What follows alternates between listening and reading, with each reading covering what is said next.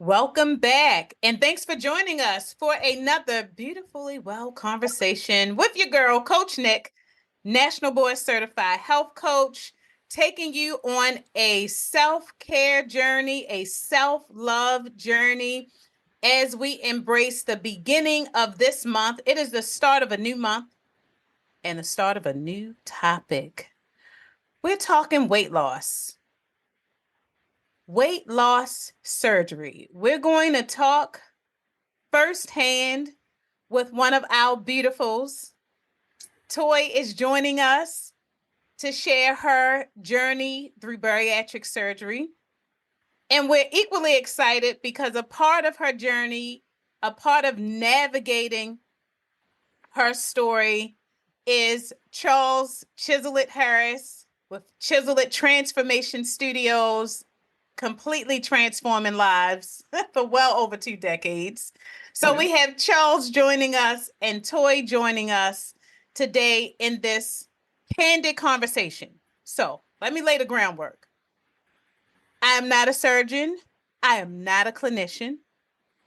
Toy has decided to share her story with us through her own words, through her own experience, which we know you will find educational, but at the same time, inspirational as well.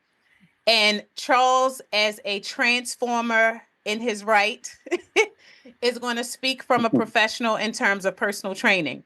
So Yes. the views you hear expressed are our personal opinions. They are not followed by clinical advice. We are hoping to encourage you and motivate you to continue your journey and just use what we have this evening in our conversation as a nice guide to have you continue to do your research and continue to build a relationship and connection with your healthcare team and your tribe so that you're making the right decisions, the proper decisions regarding your health.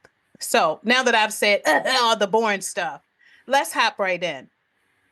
So Toy, would you mind introducing our listeners to you? Just tell us a little bit about yourself, a fun fact or what you do.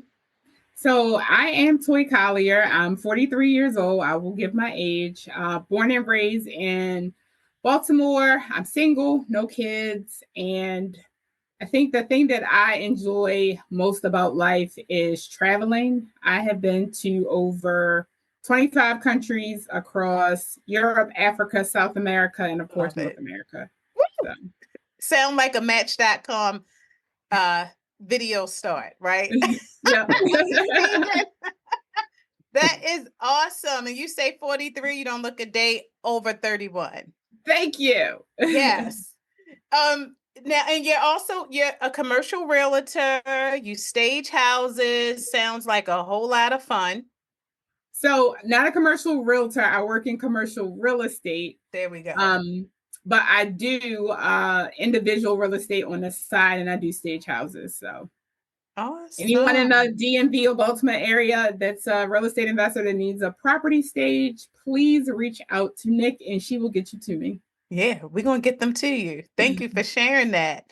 Can't wait to dive into your story, but we have Charles Chiselet Harris here. You have any words you want to share with us as we dive into this conversation? I'm just honored to be a part of this conversation. It really excites me when I see transformation, especially in women, since I've been specializing in health and wellness for 22 years to be exact. So anytime I can have a moment to hear a story, I always when I see Toy, tell your story everywhere she goes and when I see it.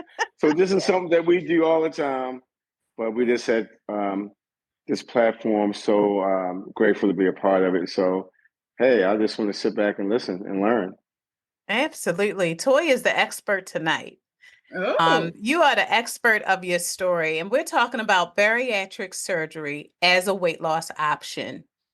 Tori, so walk us through a little bit. I think the first thing we should find out, though, is when did you decide bariatric surgery was the right choice for you?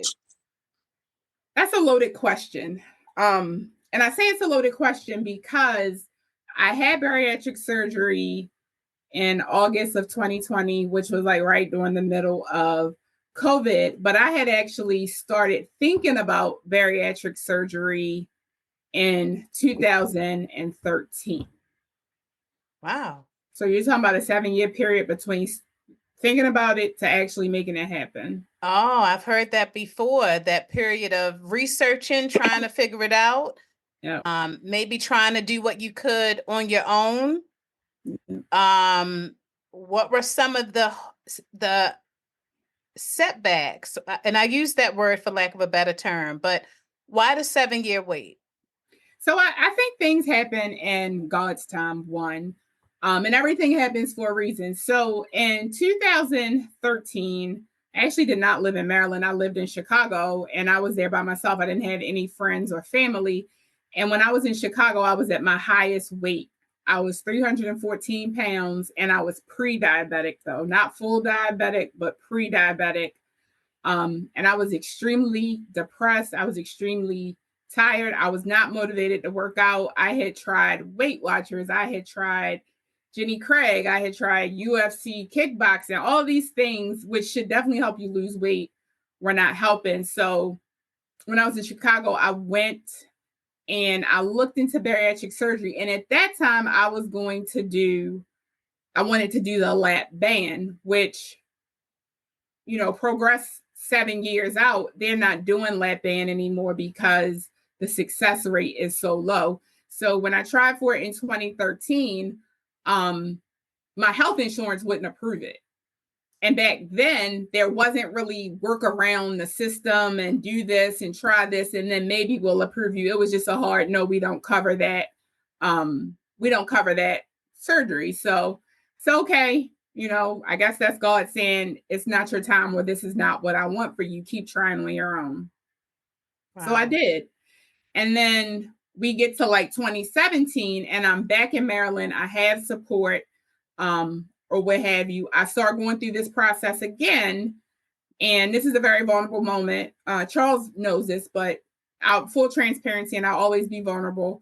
In 2018, I had a nervous breakdown and was hospitalized for it. So at that point, I couldn't get psychiatric clearance to do it because that's a part of your approval process. You need to get psychiatric clearance to do it, to make sure you're mentally in the right place to be able to do what you need to do to successfully lose the weight. Right. Okay. So that's 2018. So then in 2019, I wasn't even thinking about it, but people were just making comments. Like I had went to Miami and I've been overweight my entire life. So I've always been confident just because that's all I know how to be, because I've always been overweight. So I'm in Miami, I'm at the pool, I have on a bathing suit, and this lady says, "Wow, I love your confidence." And I was like, "Oh, wow, thank you," or whatever, which is a little off-putting, but I'm like, "Oh, that was real bold of her." And then she goes on to say, "Have you ever considered bariatric surgery?" So now I'm like, well, wow, what is she trying to say? That was very bold of her. Very. So she's like, "Don't be offended." She was like, "I'm just asking if you've ever considered it as an option, because I used to be your size and I did it." And I was like, wow. Wow. So we start talking, and this lady ends up being from Maryland. In Miami. In Miami. Happens to be from Maryland. She's from Maryland. So I said, "You know what?" I said, I may think about it. I may think about it. And back here, I have all these thoughts about whatever. I said, "Can we exchange numbers in the event I have questions?" She said, "Sure." So that's one. Two, I go to one of my friend's birthday parties and an associate of mine is there, and she's lost like 50 pounds, and she was a bigger girl too. I was like, "Oh my God, you look amazing. What did you do? What are you doing? I'm interested." And she was like, "Girl, I had bariatric surgery." And I was like, "What?" So then we had a conversation. So then again, I'm like, "Okay, God, I hear you. Let me do some research." So I do some research and I go to St. Agnes's program, which is a blue star or blue ribbon program for bariatric surgeries. It's one of the best in the country, not just the state, but in the country. That's awesome. So I go to their information session. We talk. I'm comfortable. I talk to my primary care about it. And my primary care is like, "You have so much going on. I think you should definitely look into it. Oh, when you say so much going on, So much going on health-wise. health-wise. So in 2019, at this point, I'm full-blown diabetic with an A1C of 9 approaching 10. Wow. And for folks that are not familiar with A1C, your A1C is your measure over a course of 3 months of your average blood sugars. For diabetes to be considered control, it needs to be under a 7. Absolutely. Mine was at a 10, and I was on insulin, I was on metformin, and I was on another injection, and it still was not at a control level. Wow. I also had high cholesterol and high triglycerides. Yeah. I also had really bad acid reflux, and I also had high blood pressure. Yeah. And I Metabolic have syndrome. Mm-hmm. an extensive family history of heart disease, high blood pressure, high cholesterol, diabetes, all the stuff that I named.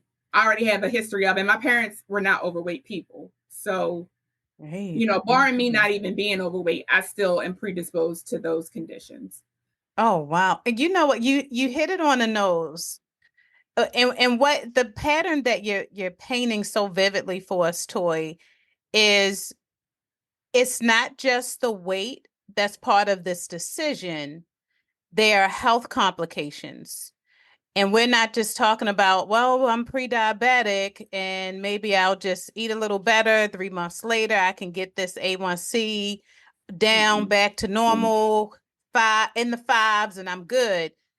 You have multiple metabolic conditions that put you at a higher risk for heart attacks, and or stroke. Yes, ma'am. And you're not even 40 yet in Nope. this scenario, Nope. right? So we're talking about a beautiful woman with a bright future in your 30s, dealing with illnesses that increase risk of morbidity, decreased, just life in general. And now you're in a place where this decision happens. Yeah. So, and thank you for sharing 2018. Yeah. Because the reality of 2018 lends itself to what you just shared with your health history, stress, anxiety. On the outside, everything's going great. Internally, are you emotionally eating, trying to find sleep? Yeah. But you make this decision. Yeah. And you said you chose the full gastric bypass. Yes. So why that particular procedure? So I chose the bypass. It was really recommended. And again, St. Agnes has a blue ribbon program. So whatever they told me to do or recommended that I do, I was going to go with because they're the experts. But because I had all of those morbidity factors, gastric bypass is the procedure that has that gives you the highest weight loss potential and gives you the best outcome to put diabetes in remission. And because I already had a history of acid reflux, studies show that the sleeve, which would have been the other option, causes acid reflux. So because I already had that, they didn't want to do it because it would make it worse. And you mentioned someone earlier had a revision, and that's likely what happened. She had the sleeve and got the reflux and ended up having to have it revised into a gastric bypass to stop the reflux, or maybe her weight loss was slow and not moving the way it should have. So they did a revision to get her on a better track to getting to her weight loss goals. Yeah. So you chose through your research. We got to key in on this research. Beautifuls, if you're listening, this is not a decision that was like, okay, the doctor says this is what I should do. Toy did her research. You had blood work done to prove it. And there was a recommendation and you researched that recommendation and it proved to be a good look. So let's fast forward a bit. Prior to the gastric bypass, what was your weight? So the highest I've ever weighed in life was 340 pounds. The day of surgery, it was 300. So over the course of, I think, a few years, I was able to lose 40 on my own, but it was incredibly hard to lose 40 pounds to get to 300. And I was super excited about being 300 because at 300 pounds, I think I was a size 22, 24. At 340 pounds, I was a size 30. So, I had come down a lot in my clothes size and was actually feeling better, but still that weight, 300 pounds, 40 pounds wasn't enough to get those morbidity factors under control. Wow. And after the surgery, what was your weight loss? Amazing. So again, the doctor always says, it's a stroll, it's not a sprint. So I am at 210 pounds. So with the surgery, I've lost 90 pounds. And to be honest, my personal weight loss goal was just to get to 220. And when I started getting close to 220, I told Charles, I said, you know what, Charles? I'm trying to get below 200. I'm like, I got to get to Wonderland. So that's our push. Like, we got to get to Wonderland. Yes. 199 or less. Or less. Exactly. Wow. So, there's this myth that choosing surgery as a weight loss option is taking an easy way out. Tell us why that's a myth. So that's a myth that I gave into, and it took me so long to make that decision because I felt like me making this choice was me giving up and saying I can't do it on my own, which is, a horrible way to think because we all need help. And bariatric surgery is just that. It is a tool and it comes with a lot of work. It's not an overnight fix. Yes, overnight you will lose a lot of weight, but at some point that stops and you have to have all the right things in place to continue to lose weight and get to your goal. You have to eat right. You have to time your meals. You have to make sure you get your macros in, which the biggest macro category is protein. I'm supposed to eat 120 grams of protein a day. It is very hard to do that.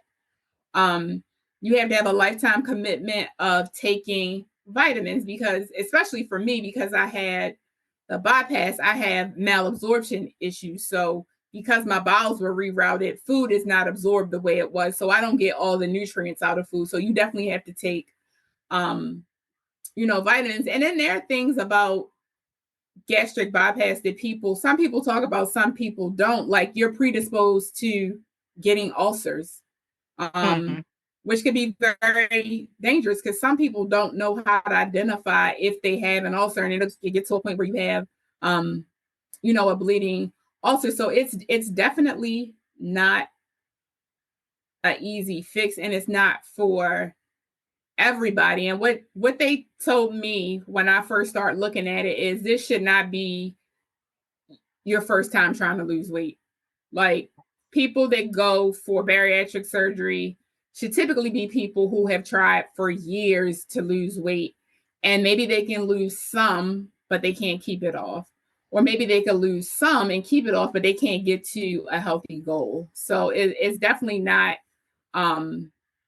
it's not an easy way out, and it's not for everybody, but for people that have the morbidity factors and who have really been overweight their entire life, I think it's a great option. I have no regrets. And I remember I had a conversation with my primary care, and I told her, I said, I don't want to make the decision and regret doing it. And she said, I think it's going to be the opposite. Once you do it, you're going to regret not doing it sooner. And she was right. She was definitely right. And you tried, you said, you put it perfectly, this mindset about making a decision, not falling into the trap of the easy way out, because there's nothing easy about the decision, and then maintaining what the results afterwards. Yeah. And that bariatric surgery is simply a tool because it does not complete the weight loss journey. Like, ta-da, now it's over. So that's where Charles comes in. And that's where this decision to put intention, I know we spoke a little bit earlier, you've known Charles for a very long time. So he has seen with his own eyes you go through the journey before making the decision, well before making the decision, and then where you are now. So, Toy, let's talk about some of these tools. So, what motivated you, or what did you feel was necessary when it was safe to do so after the surgery in light of fitness? So, I had the surgery August of 2020. And I think I started working out with Charles. It was a while. I didn't start working out with Charles until like May of 2021 because I had lost a bit of weight, but it had started to stall. So I started working with Charles, and I lost a little bit more weight, but it was more really defining the tone. So I was losing inches, but not weight. And then I had some issues with my back, so we kind of stalled. And we stalled for like a year. And I picked back up consistently last summer. Awesome. And this is where vulnerability comes in and the truth comes in. And I'll be very honest. So my lowest weight before now that I had gotten to with the surgery was like 230 pounds. Okay. During that journey, my dad passed away. So we all know that grief is real. It's real. So, a lot of things just start slacking. I wasn't really exercising. I was soothing myself with food, falling back into old habits. Again, this is not the easy way out because if you have 40 years of bad eating habits, it is very hard to retrain your mind of how to eat healthy and do what's right. It's not overnight. That's right.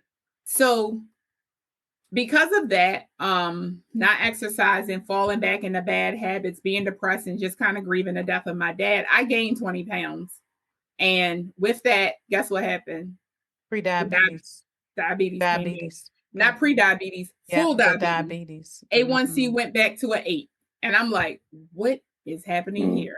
Like, and you, as a part of this process, you have to go see your bariatric doctor once a month. He's like, nope, I want you to come not once a month, once a year. He's like, nope, I want you to come every 6 months until we figure this out. Also during this process, I had my thyroid taken out.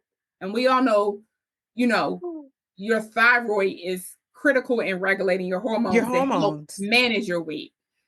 So the endocrinologist could not figure out the level of synthroid I should be on to regulate my thyroid hormones. So then that started making me gain weight. So it's like, okay.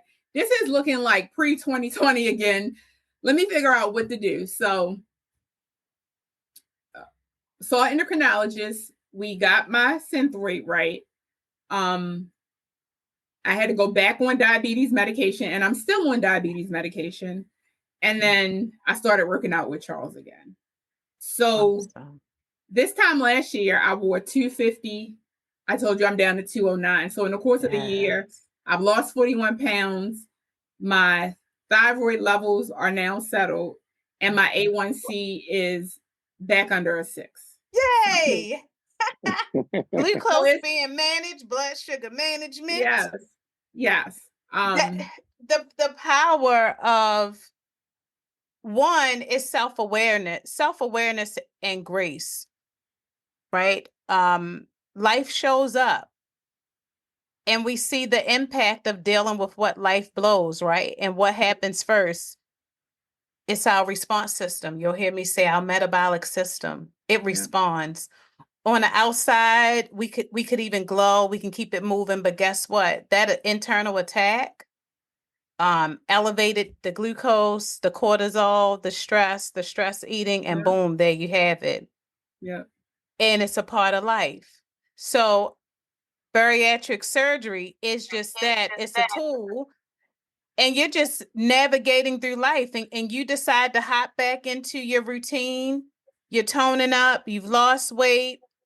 You're 10 pounds from Wonderland.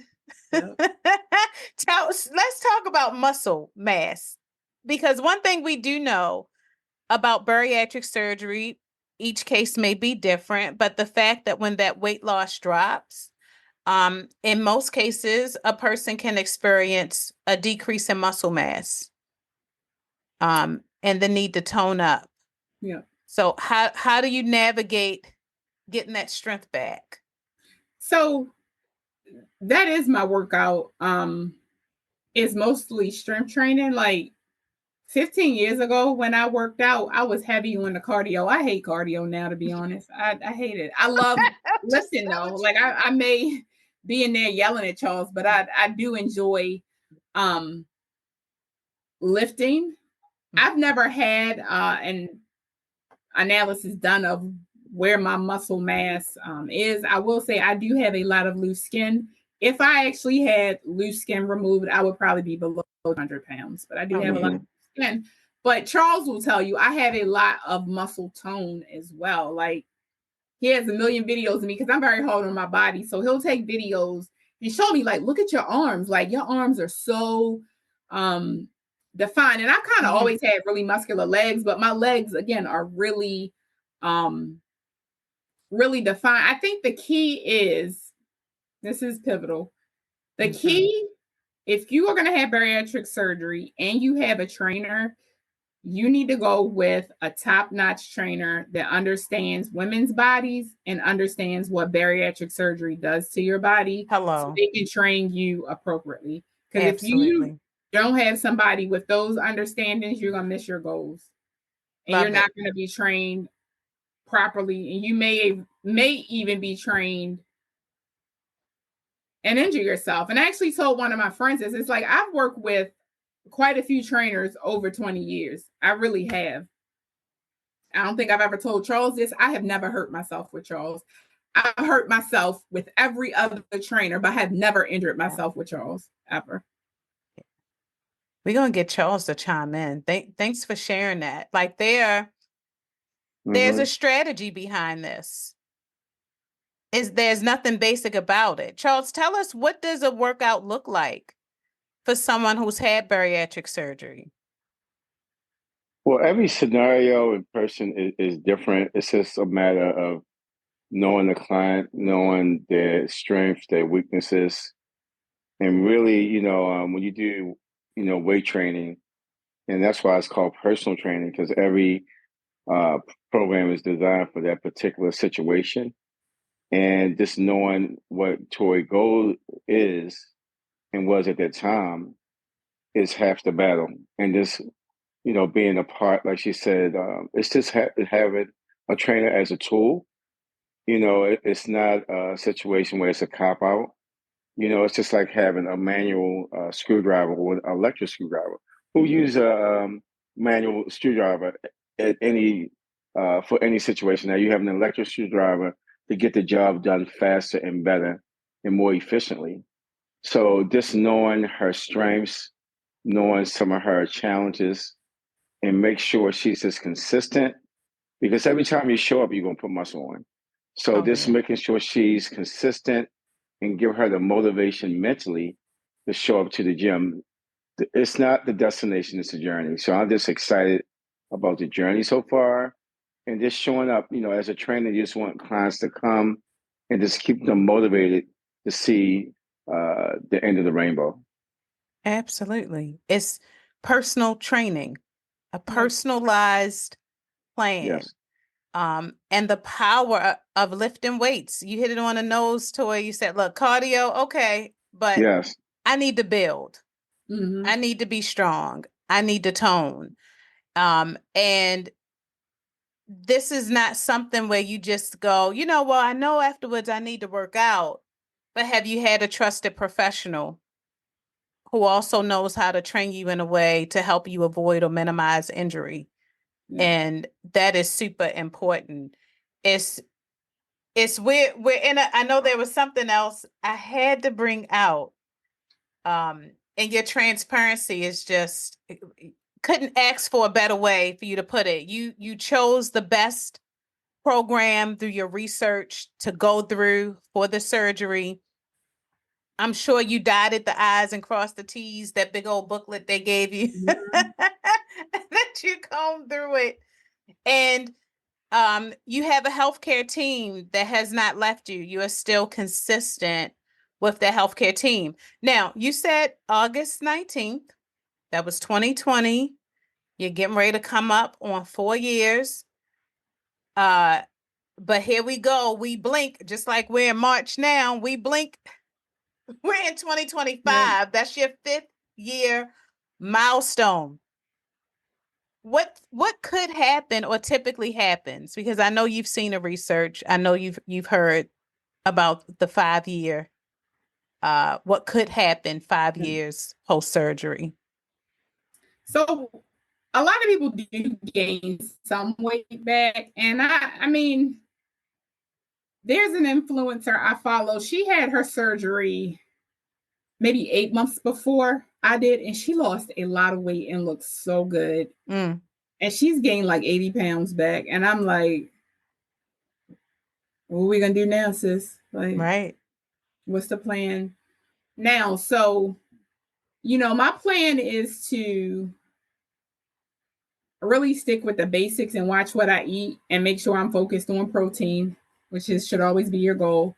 Make sure I'm getting in, and this is a very low bar, at least 3 days of exercise a week. And what I usually do is 2 with Charles, and I have a Peloton. I'll do 30 minutes to an hour of Peloton on my own. But one thing that they told me a long time ago is you always have to keep your why at the front of your mind to keep you motivated. Hello. And I have a lot of whys. One, my mom died prematurely. She was 64 years old. She went to sleep. She did not wake up. She had extremely uncontrolled diabetes. Her A1C was a 13. Remember earlier I said controlled is under a 7. Yeah. And she was type 1 diabetic. Yeah. A1C was a 13. Wow. My mom went into renal failure. She had a quadruple bypass when she was 50. And at the time that she died, she was blind in both eyes because of retinopathy. So I don't want any of that in my life. So that's part of my why. The second part of my why is because I was overweight for so long, my body is really beat up. I have advanced arthritis in my knees. I have 4 herniated discs in my lower back, and I have spinal cord compression in my neck. If you guys don't know what that means, it means chronic pain. Pain. Yes. So if I gain weight, that pain gets worse. And honestly, that's one of the reasons I started back training with Charles, because my knees hurt so bad that, and this is after I lost weight. This was last summer. My knees hurt so bad I could barely go up and down the steps. And I told him, I said, Charles, I have got to do something to lose weight, but my knees are in really bad condition. And he was like, I got you. We will work through it. So I started working with Charles, and I did physical therapy on my knees. And I will say today I have no pain in my knees. And I have I have no lower back pain. I do still have pain in my neck, but the lower back pain and the knee pain, if you ask me if the pain is on a scale of 0 to 10, where am I today? It is at a 0 right now for both of those body parts. So knowing that if I gain weight, that pain is going to come back, that is a big motivator to make sure I do what's right to keep the weight off. Well, I'm telling you, hand clapping all around. If it wasn't for this mic in my face, I'd be clapping all over the place right now, because you push through pain, and it's that consistency with your workout that's helping to keep the body conditioned. Yeah. You're experiencing, you mentioned, what we may not talk enough about is obesity, weight gain as an illness within itself. Yeah. That it is. And this stuff that we don't think about in advance. It's your why is so big, and I'm sure so many of us will connect and relate. My heart goes out to you. You are in a place where you're shifting the paradigm in your family. Yeah. You're changing a game from a health perspective. Generational wealth for me is spelled WHEALTH Mm-hmm. because health is wealth. And I can only gain if I'm around. Yep. If I'm not around, what am I building? Yep. Right. So you've decided to push through pain to purposeful. I'm just excited and happy for you. You're in a place where you're able to put intention behind your Mm-hmm. goals, and you clearly have a tribe. That's the vibe, what we call it, that Mm-hmm. support system. So there's someone listening who's thinking about bariatric surgery as an option. What would you tell them? So I would say if you are extremely overweight and you've lived that way most of your life, and you know you've tried to do things on your own and not been able to get the weight off, get it to where you want it to be, or keep it off, if you have the morbidity factors, it is something that you should strongly consider. And the biggest part of this consideration is not listening to the noise, because you get so excited and you want to tell people about it, and people are, oh, you're going to be sick, oh, you're going to have diarrhea, oh, you're going to look sunken, oh, you're going to lose too much weight. You can't let any of those negative things that people say affect the decision that you're going to make for yourself, because people did that to me. And somebody even told me I was going to smell funny, and I'm like, Wow. what? Mm-mm-mm. And what So, research did you find? That one. and to be honest, the only thing I was nervous about, I did not want to be sick, and I did not want to have diarrhea. Um, and I'm very faith based, so I prayed about it, and I asked God. I said, God, this is something that I really want for myself. I think this is what's needed to preserve me, but these are the things I can't deal with.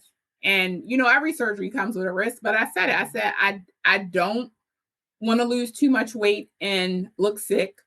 I don't want to physically be sick, and I don't want to have the diarrhea is what they call dumping. I don't want to have dumping syndrome. And I will tell you, in 4 years, I have only made myself sick eating like 3 times.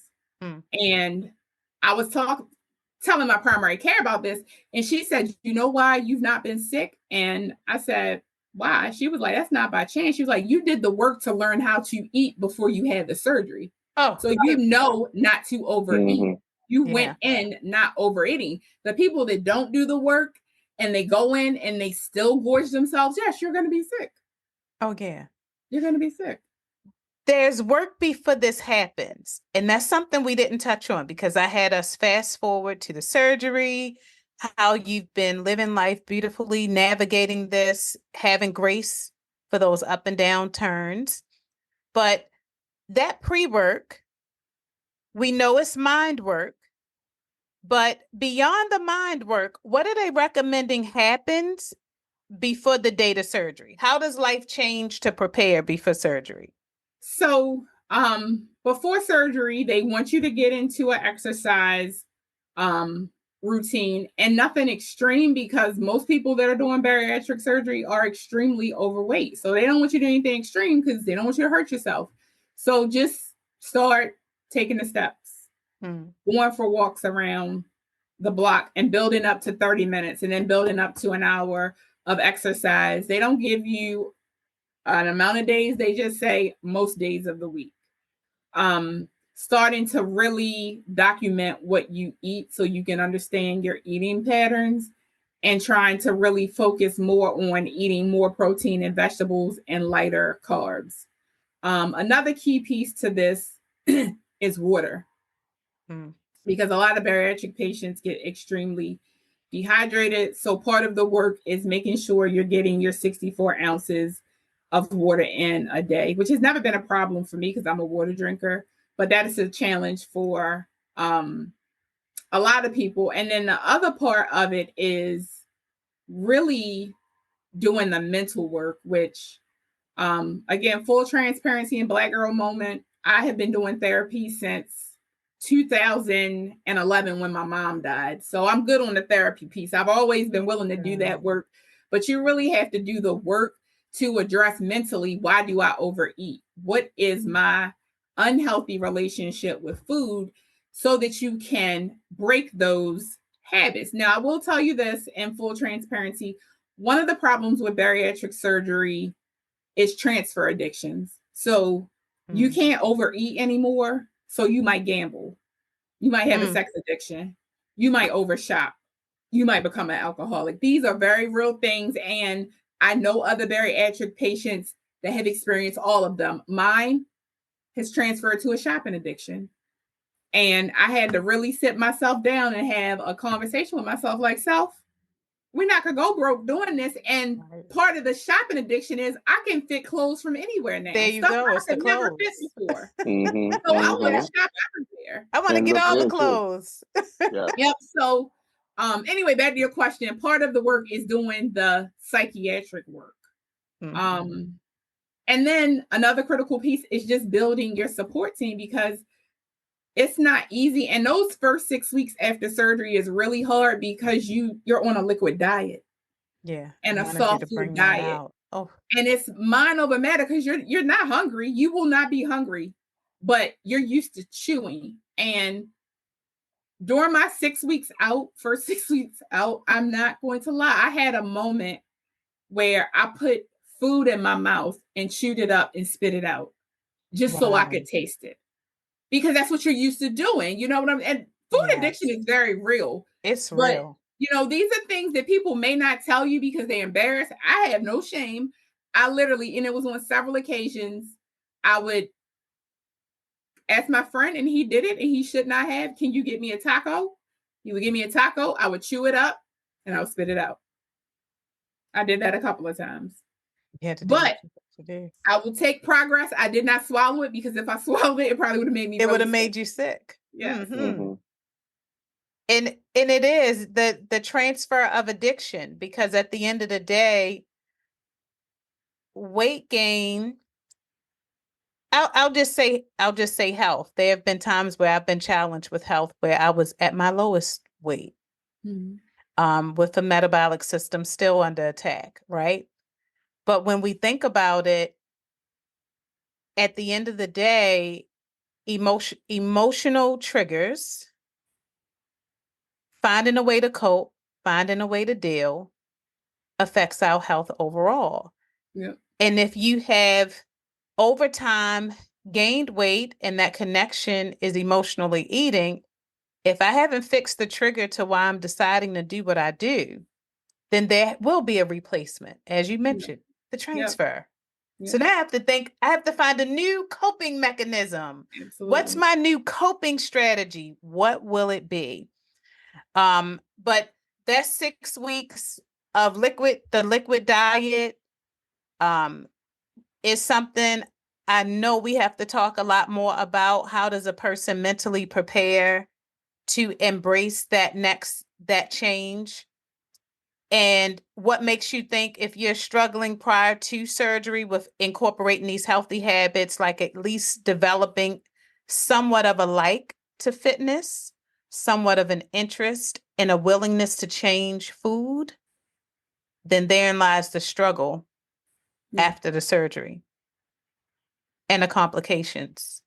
Yeah. Because the mind work didn't happen first. Absolutely. Far from an easy way out. Definitely. Easy is nowhere in this conversation. No. It does not even fit. No. It doesn't. No. And I will say, I didn't tell you this part of the story. So I started doing my prep work like November of 2019 with the thought that I was going to have surgery April of 2020. So that didn't happen because COVID came, and bariatric surgery is considered an elective surgery. So, just about every state shut down elective surgery. So I could not get this surgery in April, and I got really depressed because I'm like, here we go again. Like, I done made this decision. I done did the work. It's not going to happen. Wow. And they were having sessions where we would actually go to the doctor's office and have weigh-in sessions and meet with the nutritionist and talk about diet changes. All that stuff stopped. So I felt stuck again. And the doctor's office was really great. They were like, you know what? It will open back up. We will put you at the top of our list because we got you approved. They actually got me approved. So they got me approved and they called me in June and they were like, Miss Collier, we're starting to schedule the surgeries. We have a date in August. Do you want it? And I said, what is it? I didn't even care what it could have been on a Sunday, whatever. Sign me up. So they give me the date or whatever. And they're like, nobody can be here with you. Whoever drops you off literally has to drop you off and keep going. We'll get somebody's number to call and give them updates. Nobody can come see you in the hospital. So knowing all of this aloneness, yes, you can imagine how bad I wanted this because nobody would ever go have major surgery by themselves. And I did. My girlfriend literally pulled up to St. Agnes. I got out the car. She waved by and I went in and was there by myself and recovered that full day by myself with no visitors. Obviously, people were calling, but I was just determined. Like, nothing is going to stop me this time. Nothing. And there's no looking back. I have no regrets. The weight loss journey after bariatric surgery is probably the happiest I've ever been in life. And I've had a lot of tough times. I told you my dad passed away. And even through that, I still had joy because it was a new me. And these are the things that people don't talk about. Being overweight your whole life. I finally found I feel like I'm at a point where people see me. They don't just see an overweight girl. They actually see Toy for who she is. So it's life-changing. It really is on so many levels. It's life-changing. Wow. And you have embraced it beautifully. Yeah. This is what a story.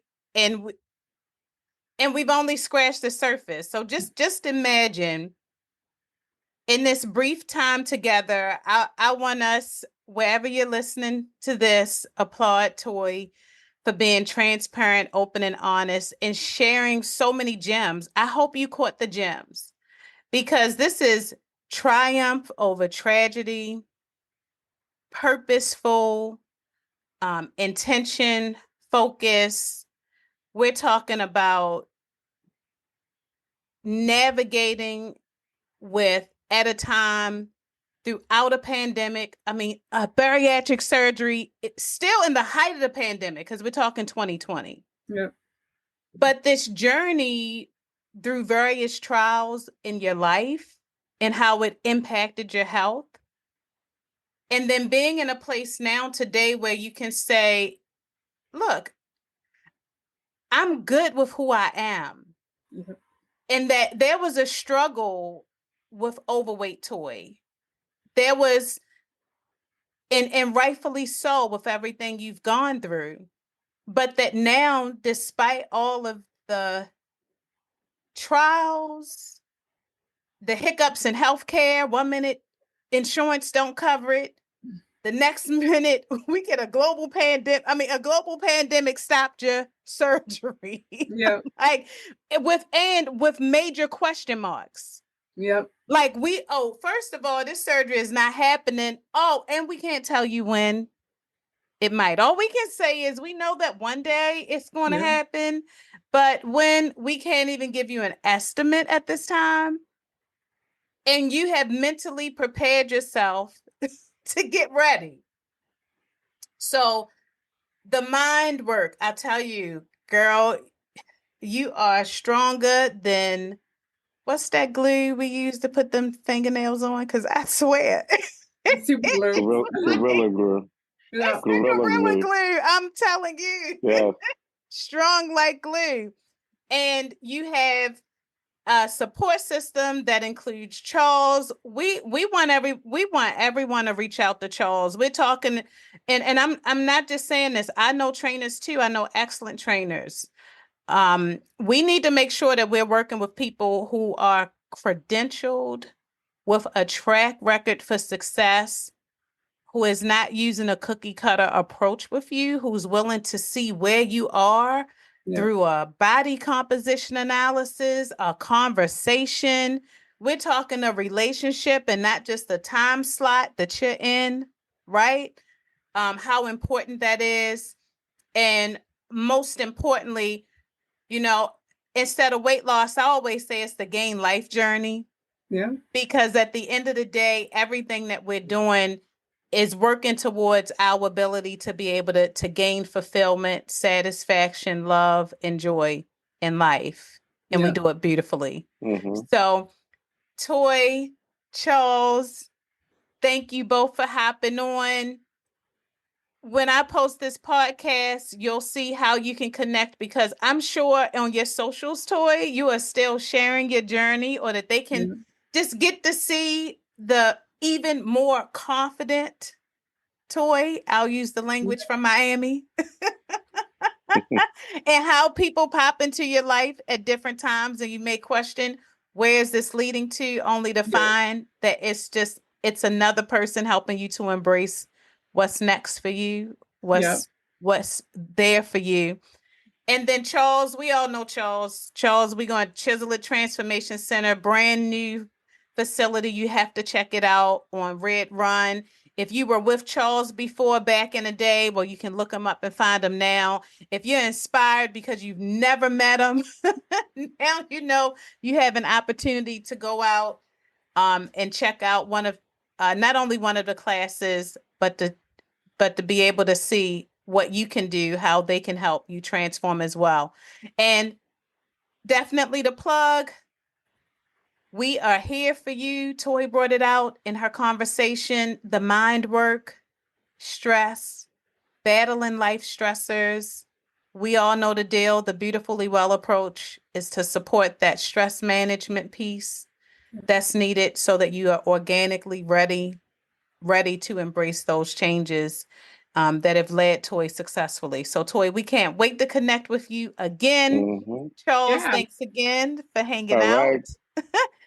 I'm Thank you glad I all for had the opportunity to joining. be here. Yes. Yeah, so Thank you. Enjoy your evening, everyone. And thank you again for tuning in to Beautifully Well Conversations with your girl, Coach Nick. Thank you. All right, ladies. Good night. Good night. Have a good night. Thank you so